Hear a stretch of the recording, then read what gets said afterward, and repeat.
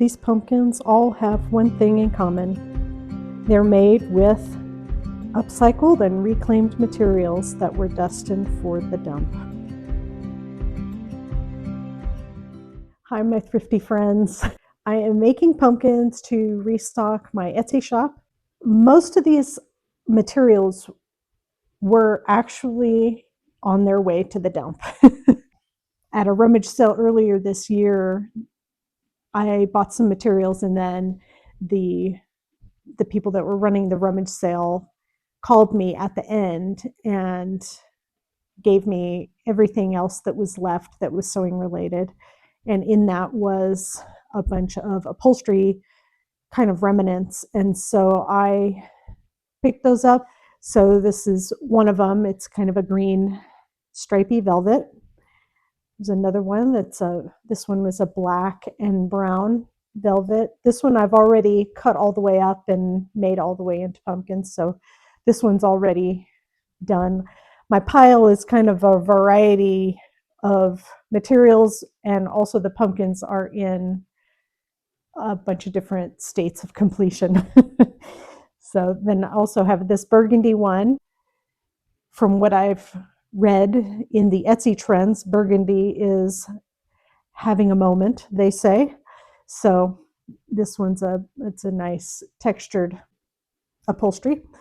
And this is another one of the upholsteries. This one, I haven't quite finished this pumpkin yet. It's in process, but it's a tan with like a black crackle finish to it.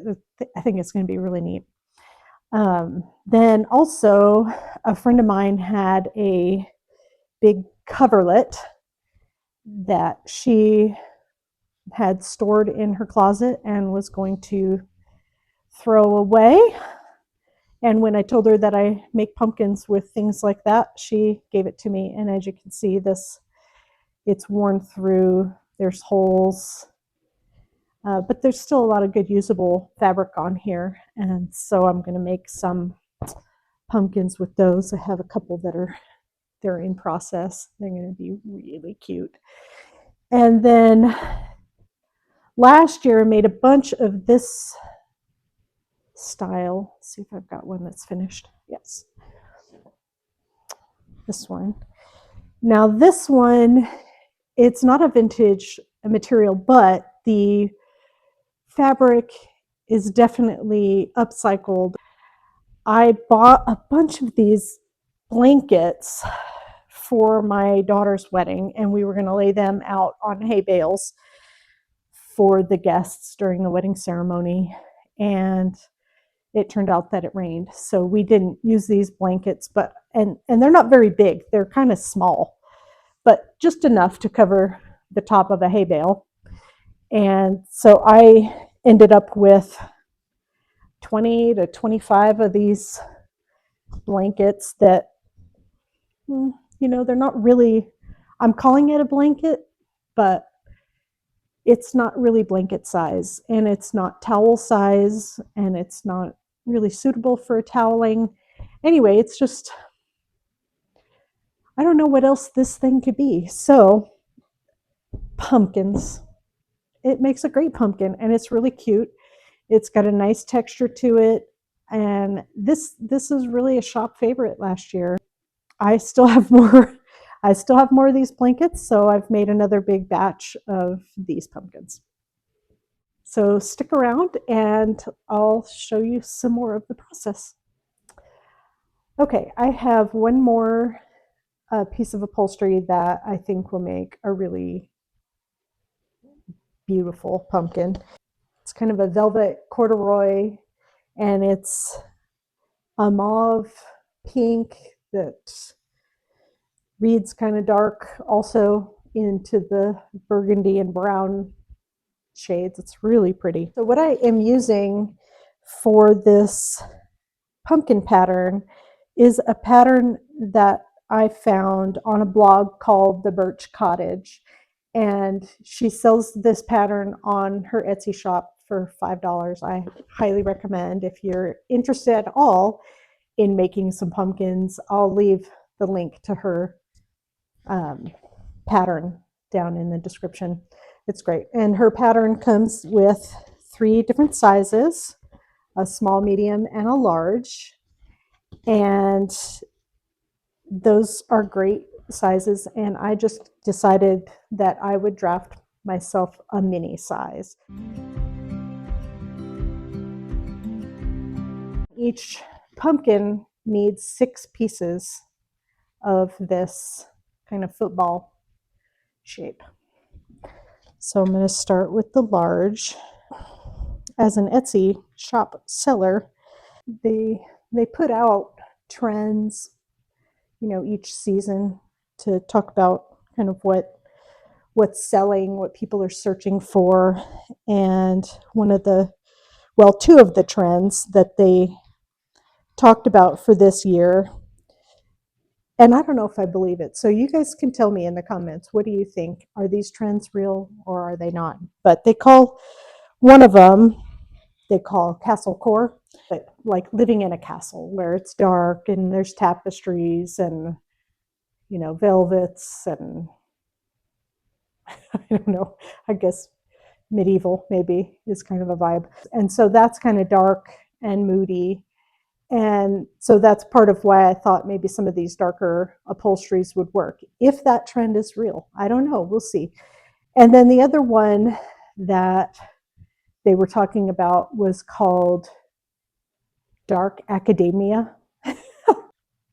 The idea is, a library with lots of wood tones and,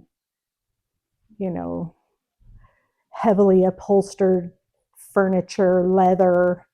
It'll be interesting to see if these dark pumpkins do well. But what do you think?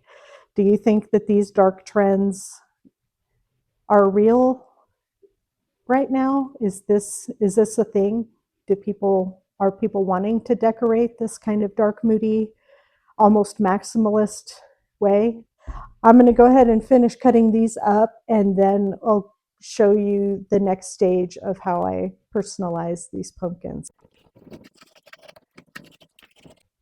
What I did with these patterns is I glued the paper, I printed out the pattern and then I glued it onto some cardboard, and I glued it on there so that my template is kind of stiff. But with these pumpkins, it's not a real exacting pattern. It really doesn't have to be perfectly exact. There's kind of a charm and a rusticness to these that they might be just a little bit different. And the different fabrics sew up differently. Every pumpkin is really its own unique shape. None of them really look exactly the same.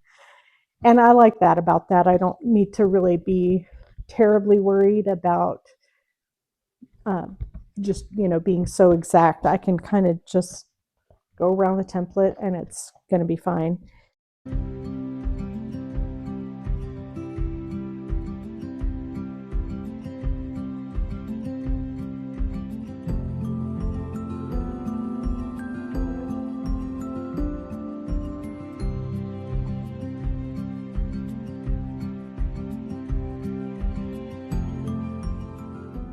This is part of what I really like in this process, because you kind of go from this puff to a nicely shaped, a nice little pumpkin shape.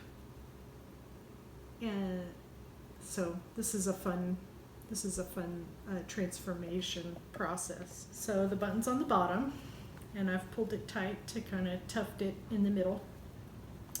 And then what I'm going to do is I'm going to wrap where the seams are here, and I'm going to wrap the thread down the middle of this football piece and come around to the bottom. And then I'm going to wrap around the button a couple of times. And when I do that, I pull in to make that thread kind of cinch up to make this shape here. And this is where these pumpkins kind of have their own little personalities. So then once I've wrapped it around the button a couple of times, then I'll take it to another section of the pumpkin wedges and take the needle and put it through the middle and bring it out from under the button, really anywhere.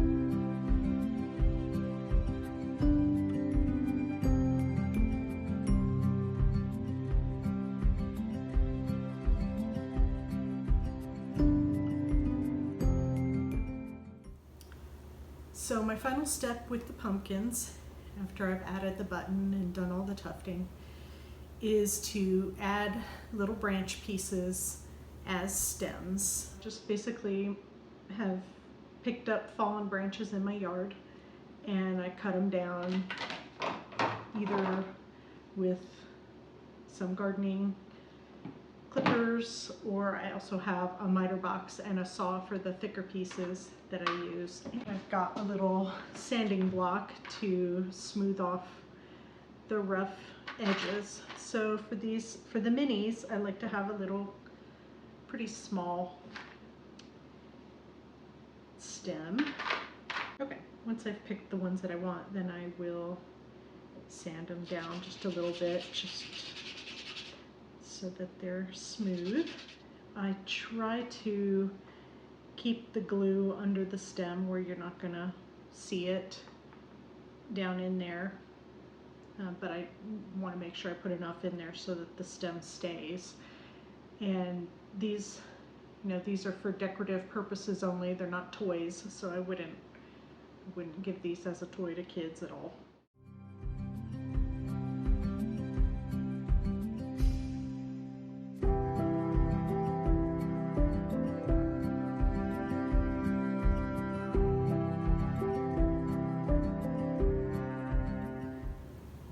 I like the simple stem for me personally, and I think it's a simple, rustic, kind of clean looking pumpkin. I don't add anything else, although I have seen that.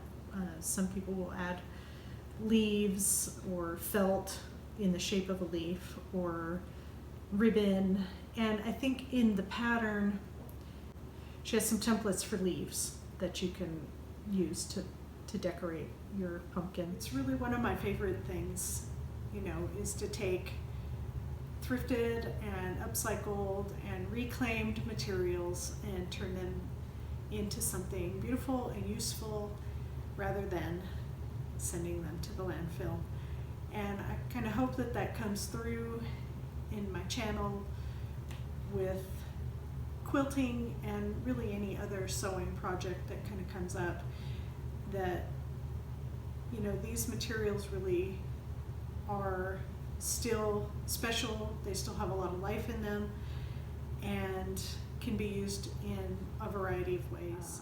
If you would like to see a more in-depth kind of tips and tricks video on how I use that pattern and to put these together in my own way, let me know and maybe I can do that. I do have some things that I do a little bit differently, things that might be helpful if you were interested in making these pumpkins yourself.